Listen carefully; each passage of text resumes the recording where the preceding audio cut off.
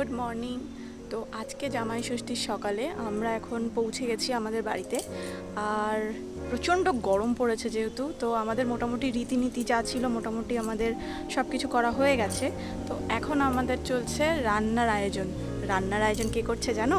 আমাদের বাড়ি আজকে স্পেশাল গেস্ট। তো চলো দেখাচ্ছি তোমাদেরকে কে রান্না করছে আর কি রান্না হবে, ঠিক আছে?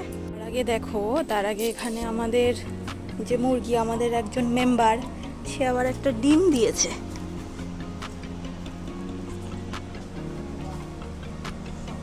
দেখলে? দেখো,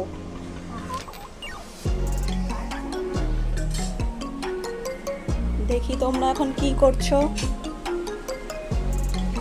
হচ্ছে প্রস্তুতি চলছে।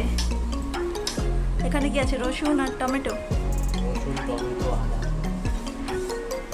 তো আজকে দেখো আমাদের বাড়িতে রান্না হবে হাঁসের মাংস। আর আমাদের মেন রাঁধুনি, একটু মুখটা দেখাও।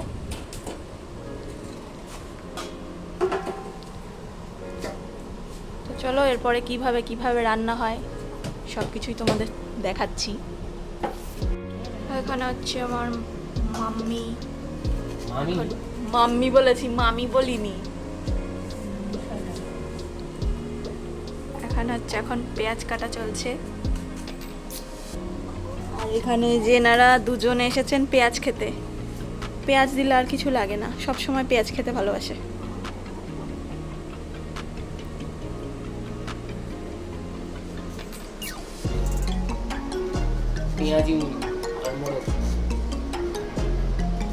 আবার শুনছে কি বলছো? আজকে কি নতুন পদ্ধতিতে রান্না করবে? ও আচ্ছা, প্রথমে কি দিয়েছো? গোটা গরম মশলা আর শুকনো লঙ্কা।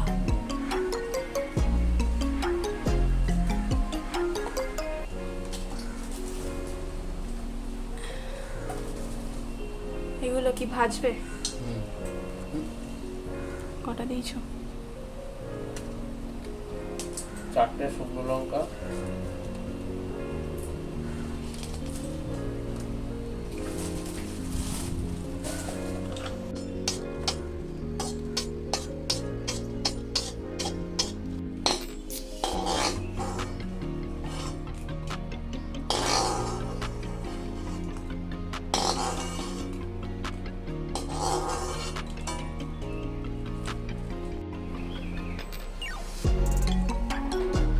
এটা কি আলু ভাজার জন্য তেল নিচ্ছ?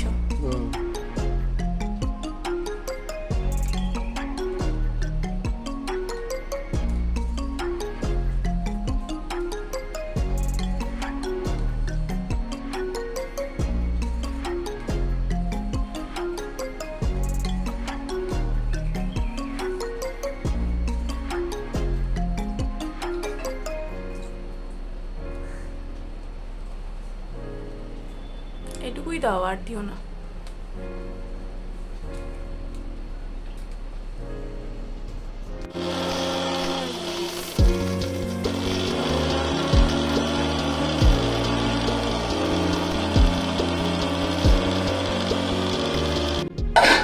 মশলাটা গুঁড়ো করা হয়ে গেছে, এরকমই থাকবে, কিন্তু গন্ধটা কিন্তু দারুণ বেরিয়ে গেছে।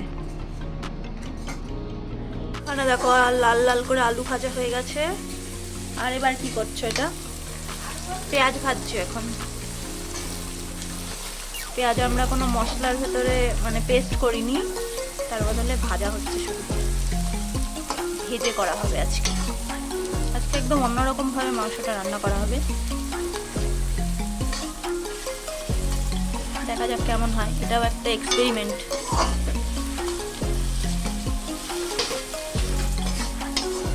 সব এই যে এনার মস্তিষ্ক প্রসূত। আমরা দিয়ে নেব আদা এবং রসুনের পেস্ট, লঙ্কাও তো তার দিয়েছো। সাথে লঙ্কাও আছে। বাবা কত ঝাল হবে কে জানে, শুধু তো লঙ্কা দেখছি, সবুজ সবুজ লঙ্কা।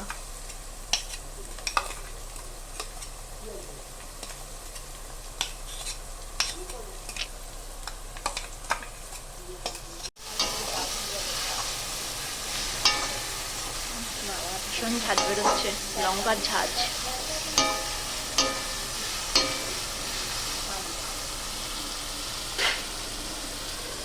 এবার দিয়ে নেব হলুদ গুঁড়ো, লঙ্কার গুঁড়ো আর জিরের গুঁড়ো।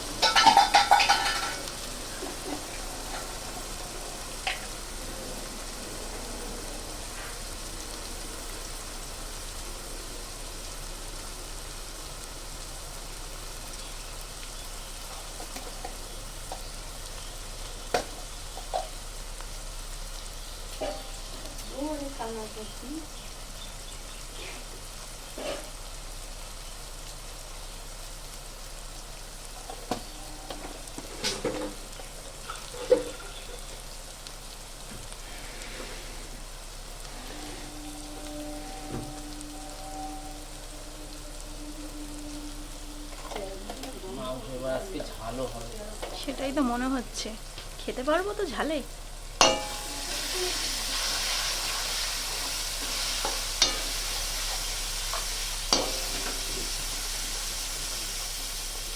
মতো লবণ।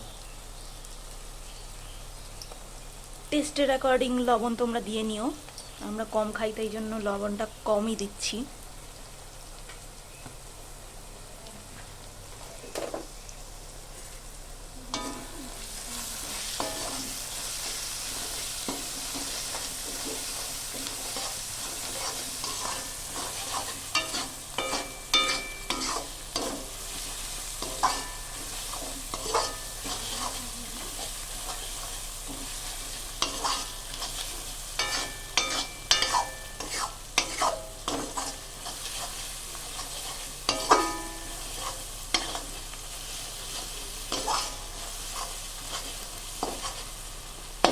আমরা কাঁচা টমেটো, কাঁচা না, এটা পাকা টমেটো। পাকা টমেটো এবং তার কাঁচা সাথে দেবো তৈরি করা গুঁড়ো মশলা।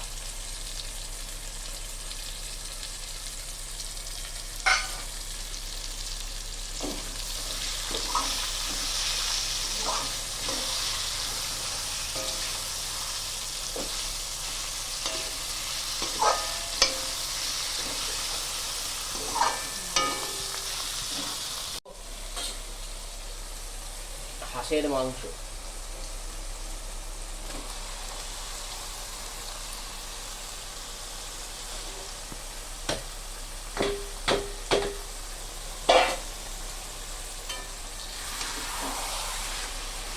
এবার এটাকে অনেকক্ষণ ধরে কষাতে হবে। হাঁসের মাংস এমনিতে একটু শক্ত টাইপের হয়।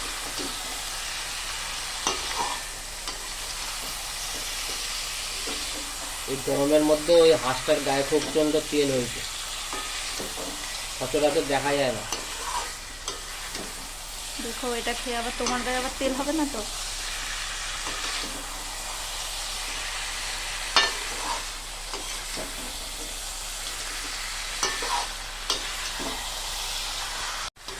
তো মোটামুটি এখনো এটাকে আধা ঘন্টা কষাতে হবে। এইভাবে কষবে, তারপর জল দিয়ে দিতে হবে। আর এই হাঁসের তেলেই মাংসটা রান্না হবে, এর থেকে প্রচুর পরিমাণে তেল বেরোবে। এক্সট্রা করে আর তেল দিতে হবে না, তাই তো?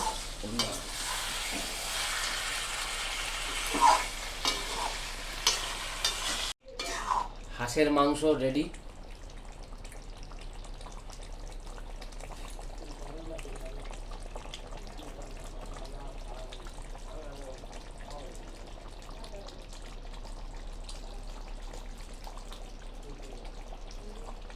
দেখেই মনে হচ্ছে খুব ভালো হয়েছে, এবার খেয়ে বলতে হবে।